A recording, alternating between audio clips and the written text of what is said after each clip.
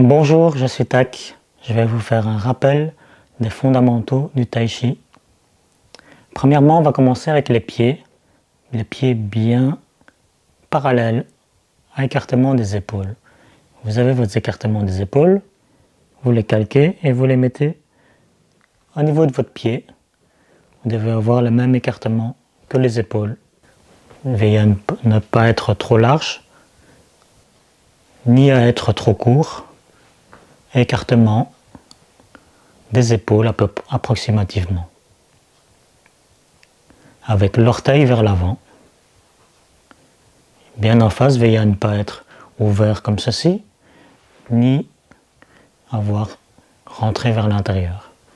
Pieds parallèles, avec l'orteil bien vers l'avant.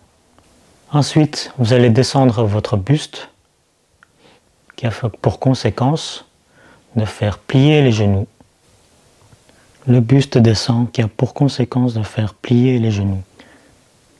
Veillez à ne pas être trop bas pour faire travailler trop les muscles, ni être totalement les jambes tendues.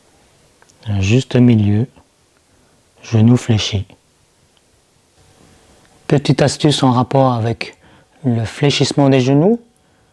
Vous pouvez vous mettre sur l'avant du pied, sur le pic,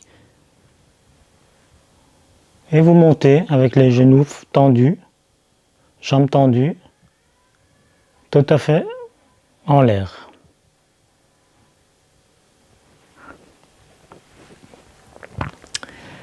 Petite astuce en rapport avec le fléchissement des genoux, savoir à peu près combien on peut descendre. Vous vous mettez sur l'avant des pieds, poids du corps sur l'avant des pieds, vous tendez les jambes complètement sur le pic en haut, en l'air. Ensuite, vous fléchissez les genoux.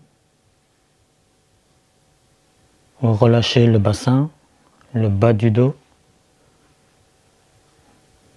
Et vous avez une hauteur confortable. Le corps reste droit et vous avez plié à peu près les genoux. Et ensuite, vous déposez les talons sur le sol. Et ensuite, transférez le poids du corps vers le milieu du pied, sur l'ensemble des deux pieds. Ça vous donne à peu près la bonne hauteur de fléchissement des genoux. Autre repère, lorsque vous avez les genoux fléchis, le devant du genou arrive à peu près à hauteur de l'avant du pied. Ceci est un autre repère. Au niveau des genoux, ils ne sont pas creusés vers l'intérieur. Ne faites pas ceci, pensez vos genoux vers l'extérieur sans forcer.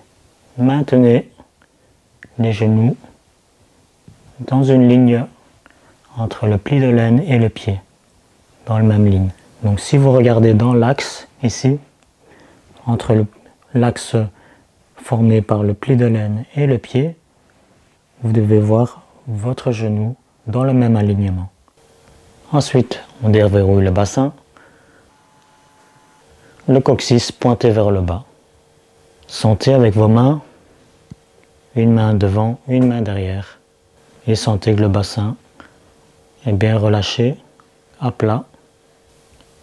Le bassin déverrouillé, mettez une main devant, une main derrière, et sentez votre bassin qui soit bien détendu. Vous avez le dos à plat, bas du dos à plat. Ne sortez pas les fesses en arrière, rentrez le bassin, voire rétro-basculer le bassin si nécessaire. Coccyx pointé vers le bas. Il faut que le bassin ensuite soit relâché, pas que vous forciez dans le bassin. Ne faites pas ceci, ni ceci. Bas du dos, bien à plat. Ensuite, sommet du crâne vers le haut. Vous avez votre sommet du crâne, ici. C'est pas exactement ce point-là qu'on va tirer vers le haut, un peu plus en arrière, la couronne martiale plus exactement. Vous tirez ce point à la manière d'une marionnette, d'un fil suspendu, qui vous tire vers le haut et qui a pour conséquence de faire rentrer le menton de lui-même. Le but n'est pas de tirer ici le menton avec le nuque, c'est de diriger le sommet du crâne vers le haut sans tirer sur la nuque ou faire rentrer le menton. Le fait de diriger le sommet du crâne vers le haut fait rentrer le menton de lui-même. Surtout ne tirez pas sur la nuque ou sur le menton pour le faire rentrer de lui-même. Sommet du crâne vers le haut.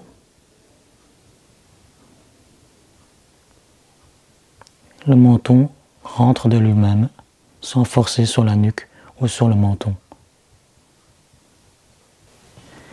Veillez aussi, pendant qu'on érige le sommet du crâne vers le haut, ne pas monter la poitrine en même temps, ni de faire sortir les fesses. Sommet du crâne vers le haut uniquement, en gardant la poitrine relâchée et le coccyx, le bassin déverrouillé, coccyx pointé vers le bas. Sommet du crâne vers le haut.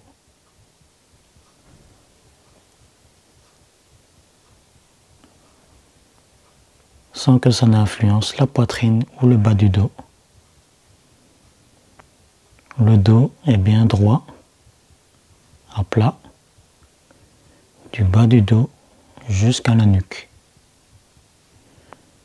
Vérifiez aussi votre poids du corps qui ne bascule pas sur le talon ou sur l'avant du pied. Gardez les genoux fléchis.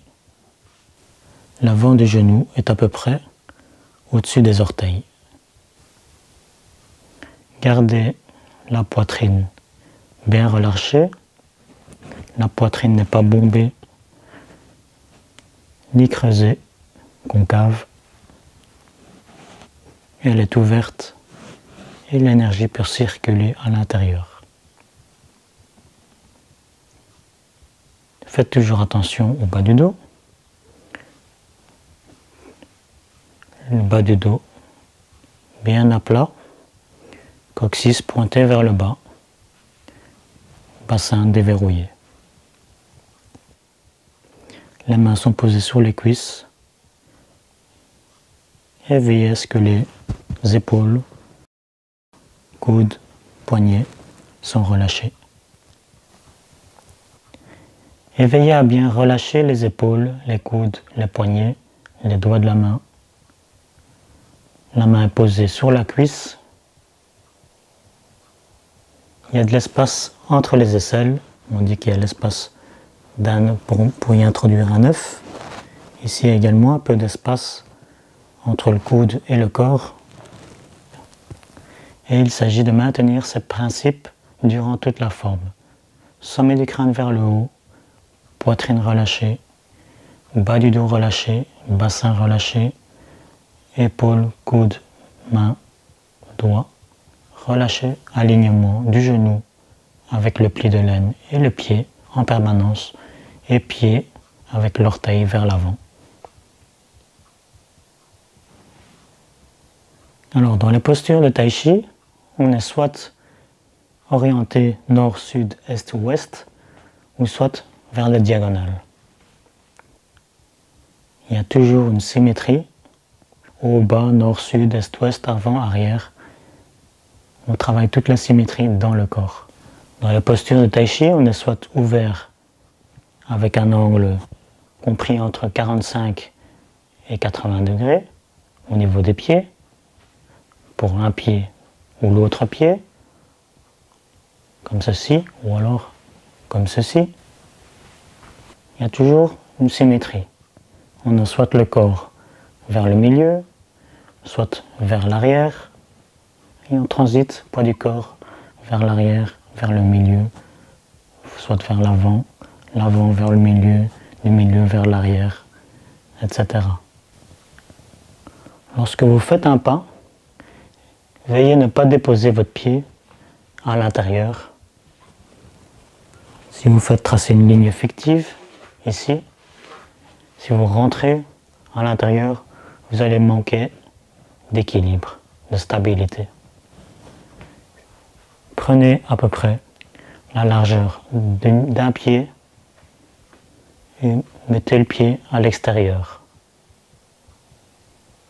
Et puis, faites votre pas, vous serez mieux stable. Ne faites pas non plus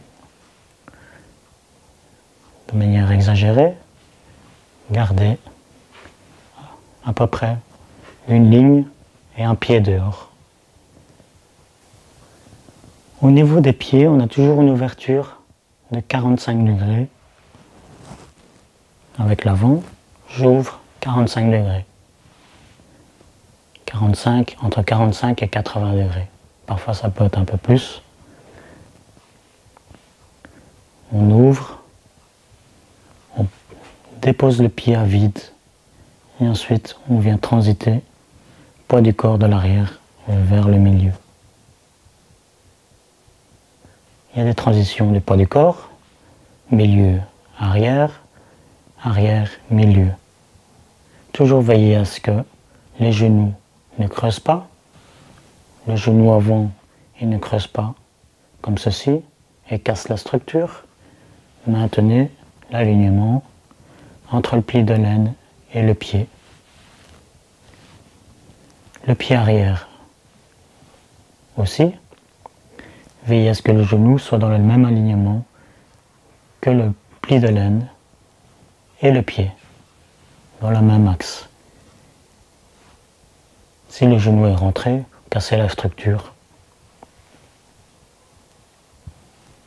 Faites attention à rester droit, ne décalez pas le corps pour essayer de compenser le poids du corps. Poids du corps uniformément réparti lorsque le poids du corps est au milieu. Alors, vue de profil, on a toujours une ouverture du pied à 45 degrés par rapport à l'avant.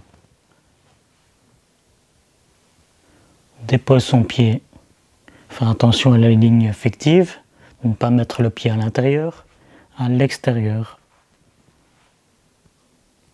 Un pied, la largeur d'un pied en dehors, et puis transition du poids du corps de l'arrière vers le milieu. Les transitions du poids du corps se font en poussant la jambe avant pour aller en arrière ou en poussant la jambe arrière pour aller vers le milieu. Attention à ne pas effondrer le genou. L'avant n'est pas effondré. Le genou arrière également pas effondré dans l'alignement entre le pli de laine et le pied.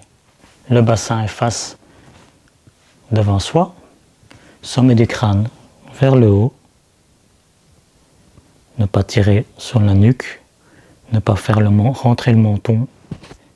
Le fait que le menton rentre est une conséquence du sommet du crâne vers le haut.